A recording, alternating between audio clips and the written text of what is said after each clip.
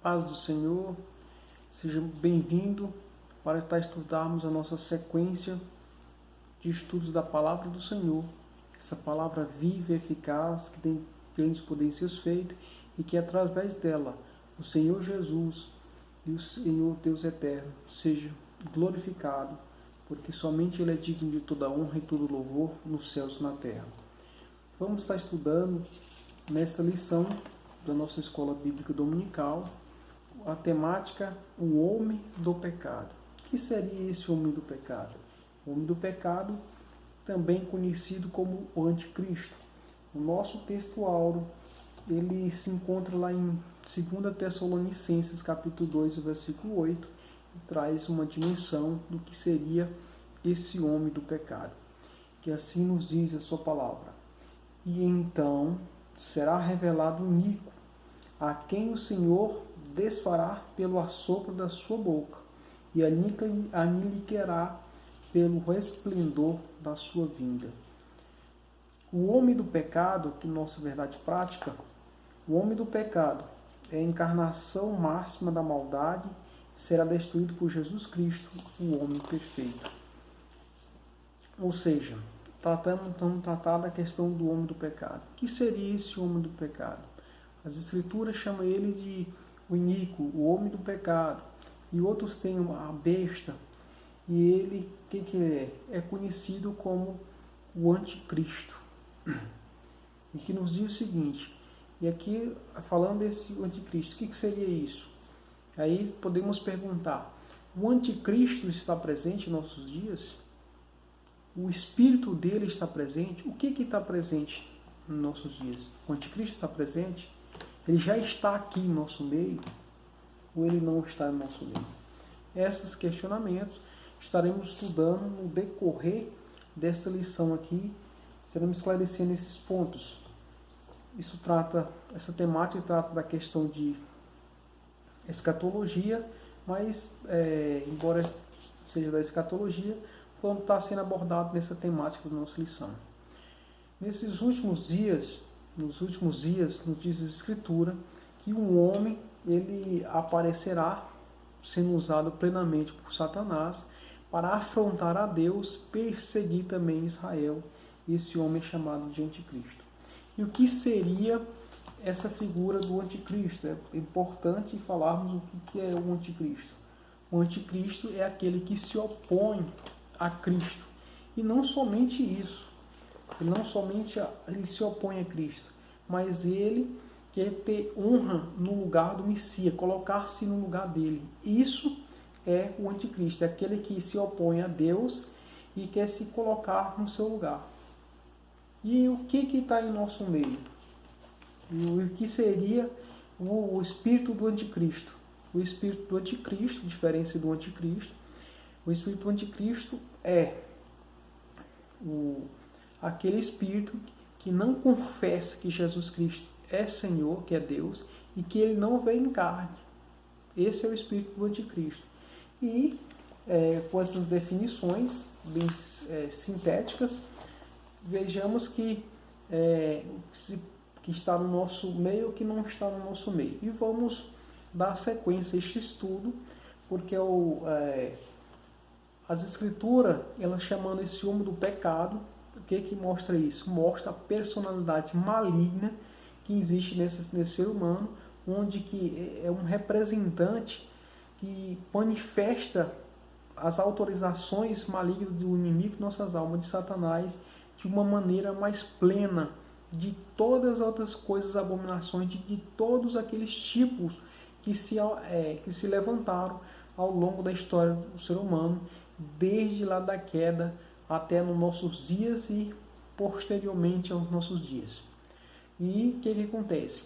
A preocupação principal da igreja não é exatamente a preocupação com o anticristo, mas ela torna um alerta que essa personalidade ela vai vir, a preocupação principal exatamente estar preparado para vir receber a Jesus. Mas é claro que isso torna uma questão um alerta e não podemos ignorá-lo, que esse cidadão ele vai aparecer e ele vai ter poderes que são permitidos pelo Senhor e também vamos mostrar o seu caráter, a sua missão e o seu destino final, que o seu destino final já está selado. E as suas manifestações de poder, ele só vai se manifestar porque Deus vai permitir que ele se manifeste.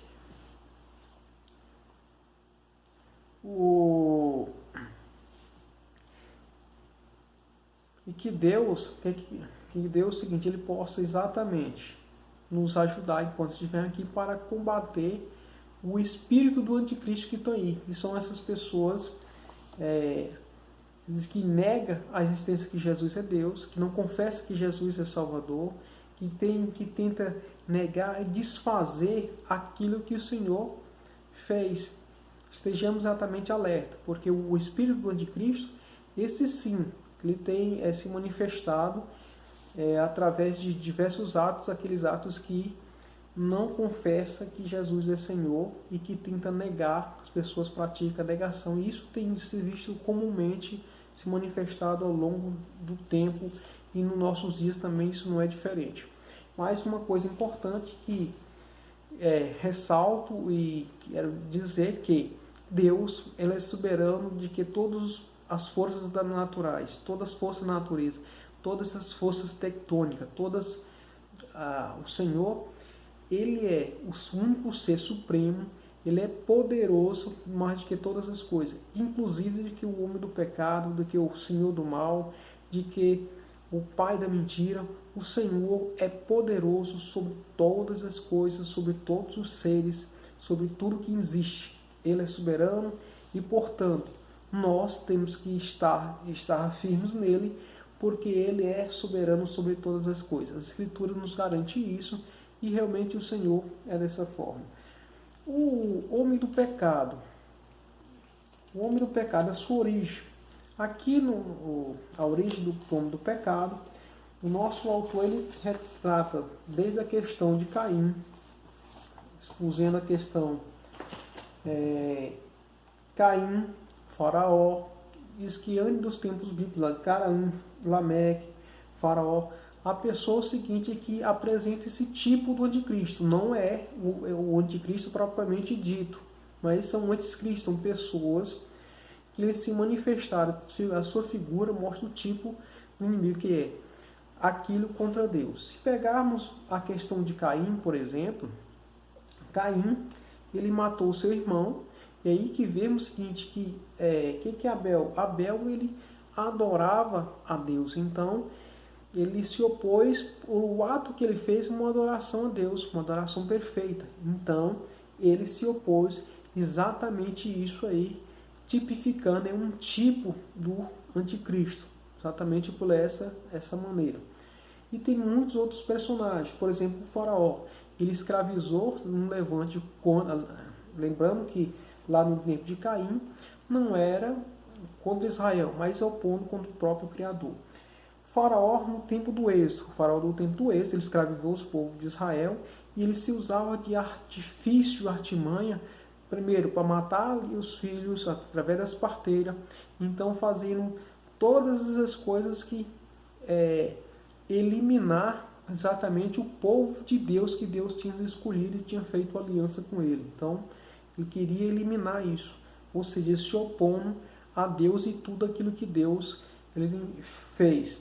Aqui, por exemplo, o perverso Naamã, eles manipulando através de um ato para que fosse destruído ali todo o povo de Israel.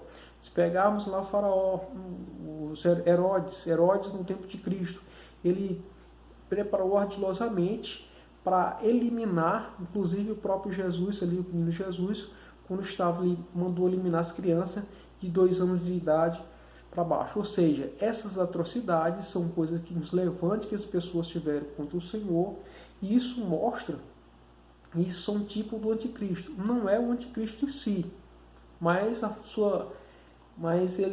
essas situações são levantes que se levantou desde os tempos. Então, isso é a origem do anticristo, a tipificação, isso remete à lembrança do que esse homem do pecado, ele vai se manifestar. E também são muitas outras pessoas. Podemos citar aqui no tempo de Nero, que tocou fogo em Roma e colocou a culpa nos cristãos para que seja responsabilizado. Por que não falar, por exemplo, de Hitler? E Hitler, ele eliminou aí aproximadamente uns 6 milhões de judeus, ou destruindo o povo de Deus. São muitos, então a origem disso, ou seja, é o levante daquilo contra Deus. Então o anticristo ele tem sua origem, o homem do pecado, exatamente naquilo que se opõe contra Deus, ou seja, o espírito dele se manifesta nessas pessoas que se levantaram exatamente, propositalmente, para destruir as pessoas que serviam a Deus, ou que se opôs diretamente contra o Senhor, Criador de todas as coisas, que é reto, justo e perfeito. Os títulos desse homem do anticristo, do homem do pecado. O título principal dele é o anticristo. É como diz a própria Escritura, por exemplo, em João 2, versículo 18, que nos diz: Filhinhos, esta é a última hora. E assim como vocês ouviram que o anticristo está vindo, já agora muitos anticristos têm surgido, por isso sabemos que esta é a última hora. Ou seja, esses anticristos aqui que eles falam não é esse anticristo que é de vir, são exatamente esses tipos do anticristo que tem que ser levantado ao longo da história da humanidade contra Deus e contra o seu povo. Aqui o apóstolo João ele mostra que esses sinais, os sinais dos tempos, ele exatamente mostra que exatamente para desmascarar os antecessores do homem do pecado. Esses antecessores, muitas pessoas dizendo que ele é o próprio Cristo, ou seja, pegando a honra, dizendo, se colocando no lugar do próprio Cristo, e aí isso é um tipo de figura do anticristo. Nos nossos dias, muitos anticristos, muitos cristos aí se apareceram por aí.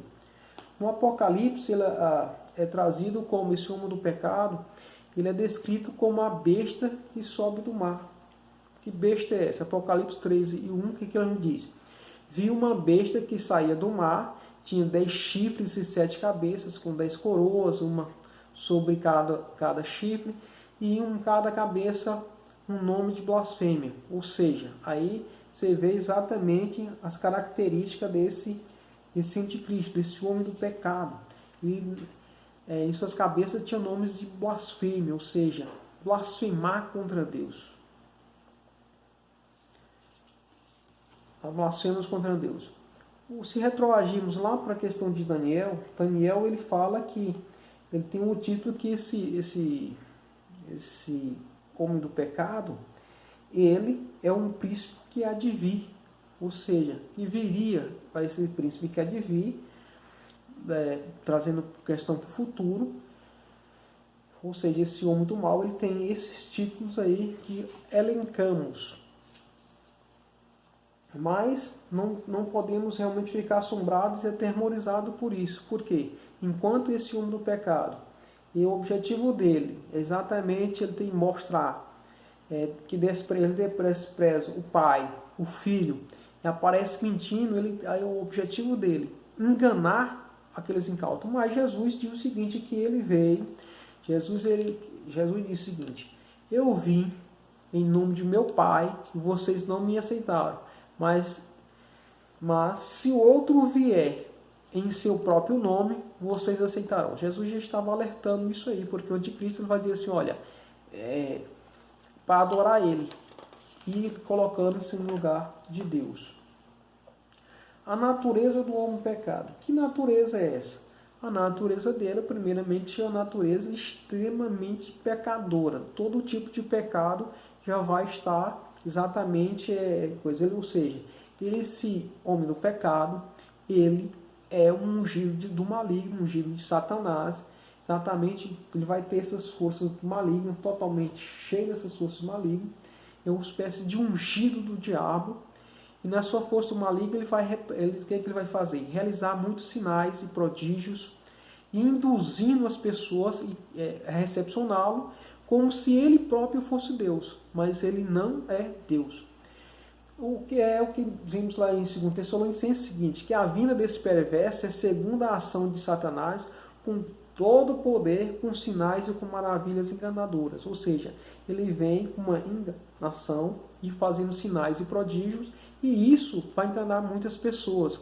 E muitas pessoas nos nossos dias, eles correm de um lugar para outro atrás de milagres. E esses milagres, as pessoas serão seduzidas e eles vão ser recebidos como se estivesse realmente diante de um Messias. Só que não é esse Messias, porque o Messias verdadeiro é Cristo. Ele é o homem do pecado, o homem da enganação.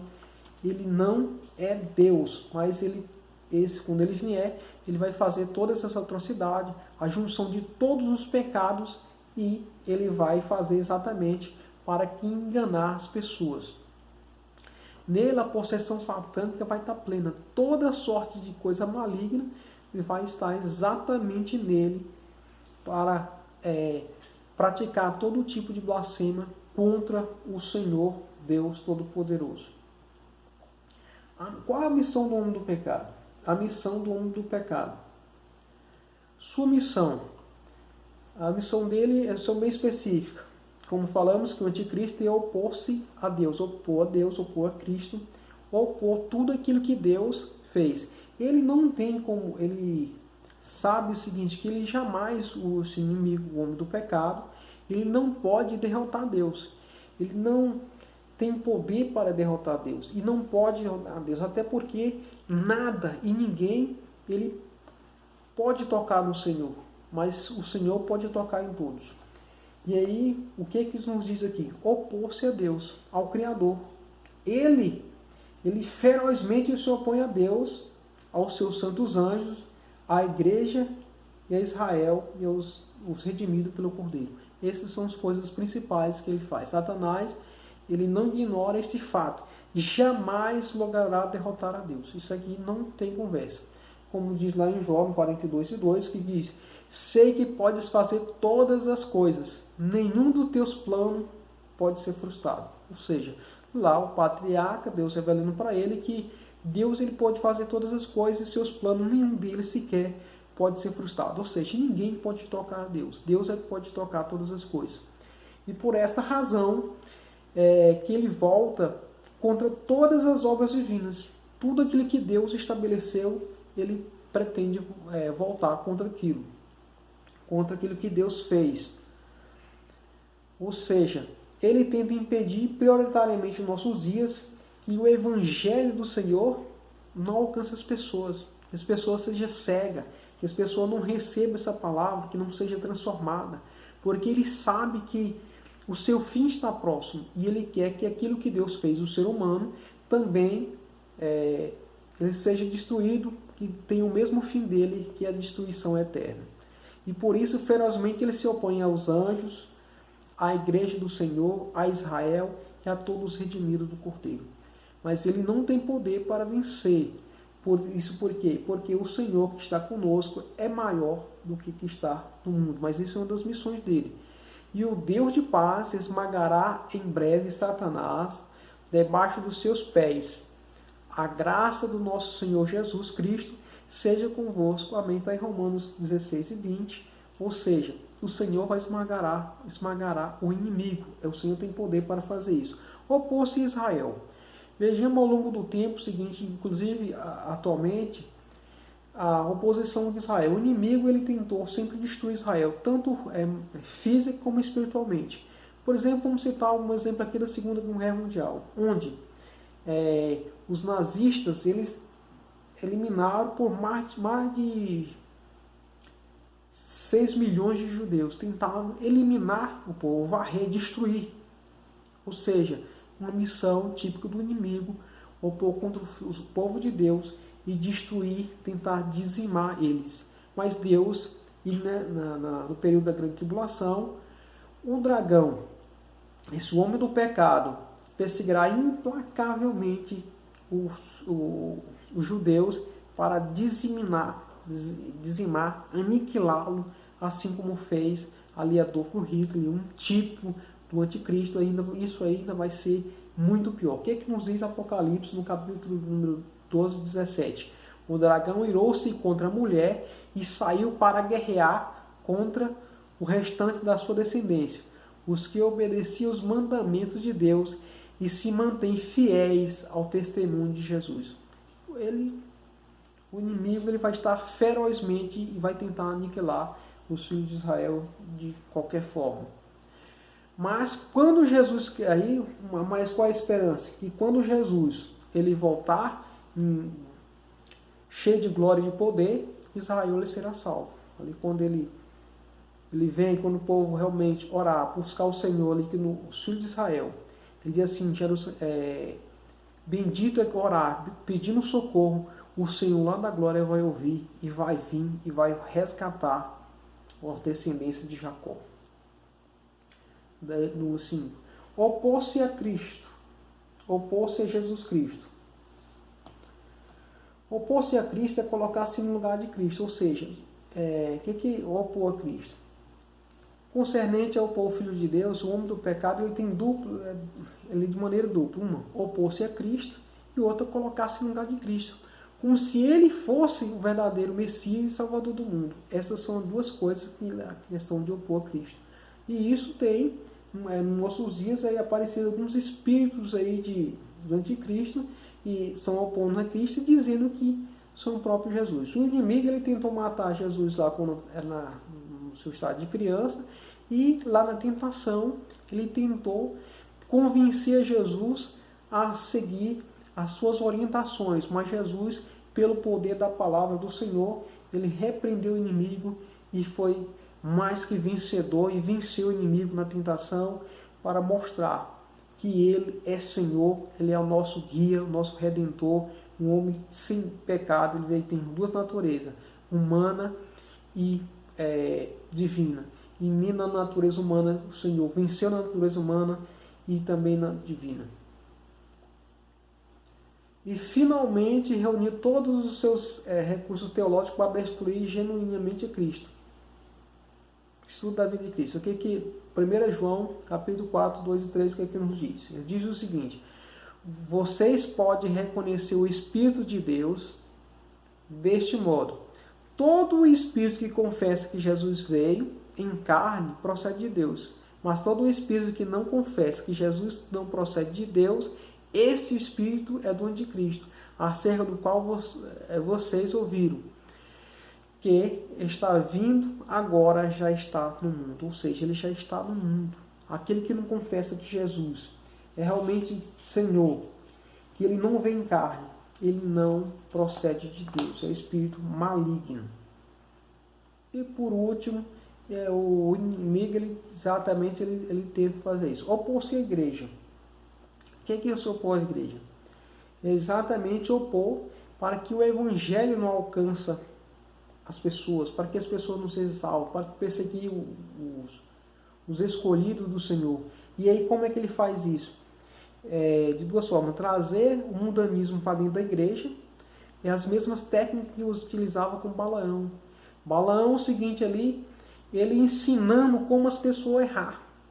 É isso, nos nossos dias, é trazer o mundanismo para dentro da igreja, para que se contamine, para fazer cópia de coisas do mundo, e ali distanciar daquilo, do verdadeira palavra do Senhor, do verdadeiro evangelho, e eu começar a trazer coisas que vêm de fora. As Escrituras nos dizem o seguinte: se o mundo os odeia, tenha em mente que antes odiou a mim. Se vocês pertencessem ao mundo, ele os amaria como se fosse dele. Todavia vocês não são do mundo. E vocês não são do mundo, mas eu escolhi, tirando-os do mundo, por isso o mundo os odeia. Está em João capítulo 15, 18 e 19. É exatamente a igreja, é diferente, ela tem que ser luz e sal da terra.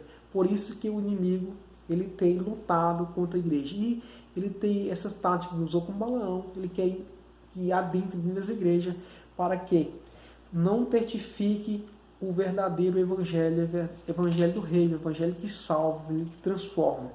E tem muitas igrejas por aí que sequer eles acreditam que Jesus é Salvador, mas acham que é simplesmente um profeta, um grande profeta, ou uma personagem qualquer por aí, mas não tem ele como Senhor e Salvador. E isso aí tem se manifestado o espírito do anticristo. A destruição do anticristo.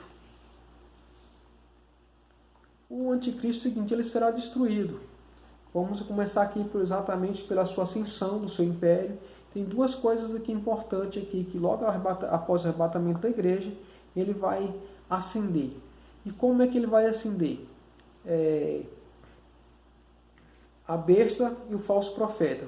Duas coisas, a besta e o falso profeta, conforme está Apocalipse 13:15, diz o seguinte: a besta foi dada uma boca para falar palavras arrogantes e blasfemas, e lhe foi dada autoridade para agir durante 42 meses. Depois dos 3 anos e meio, aí começa exatamente a fazer as atrocidades. E ele tem que estar unido aqui a questão política e a questão religiosa. Ele, primeiramente, tem um agente político e depois o agente religioso. Tem essa junção dessas duas coisas que vão estar unidas. Porque é o seguinte, ela cuida do bem social das pessoas e outra cuida da espiritualidade, da questão moral, ou seja, são as coisas que agregam as pessoas, tanto a política como a religiosidade. Então ele vai ter esses dois domínios, tanto aqui tanto a questão política como a questão religiosa. E isso, por exemplo, no Império Romano teve um tempo que o Estado se confundiu com a igreja, se tornou a igreja-Estado.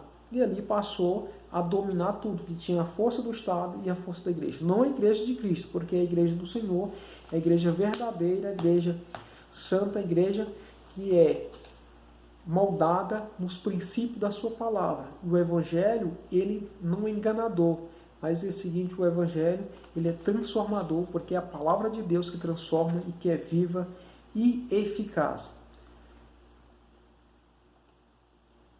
O auge do seu império. O auge do seu império. O inimigo, seguinte, no maior auge do seu império, ele, através desse poder, tanta religiosidade, isso ele vai dominar o quê? A economia. Então vai estar unido econômico, político e religioso. E esse cidadão ele vai agrupar essas coisas, vai estar sob o seu comando. Então ele vai ter poderes extraordinários. Seu governo, a princípio, será aceito por todo, sem contestação. E aí as pessoas veem o tamanho do poder que vai ter isso aqui. Em 13:4 de Apocalipse, o que nos diz? Que adoraram o dragão, que tinha dado autoridade à besta. E também adoraram a besta, dizendo: quem é como a besta? Quem pode guerrear contra ela? Ou seja, mostra aqui o domínio, esse total de domínio que tem exatamente a sua besta, o seu império, o seu poderio no seu governo, esse governo terrível, que é o governo do anticristo, sem contestação, mas no seu maior auge vai vir a sua ruína, passados os 3 anos e meio, aí ele na sua paz aqui, passados os 3 anos e meio, quando o mundo ele está na sua paz, naquela sua paz, no seu maior auge, vai vir ruína, porque ali se começa a se manifestar a ira do Cordeiro sobre aquele. E como é que Deus diz o seguinte? Que o Senhor vai destruir isso aí, o Senhor Jesus vai destruir com um sopro na sua boca. Não vai ser com guerra, não vai ser com tiro, só apenas com o sopro da sua boca. Isso mostra o poderio do Senhor nosso Deus. E na sua ruína o seguinte, tanto a besta como o falso profeta, eles serão aqui lançados no lago de fogo. Eles vão inaugurar o lago de fogo. Eles serão aniquilados lá no lago de fogo.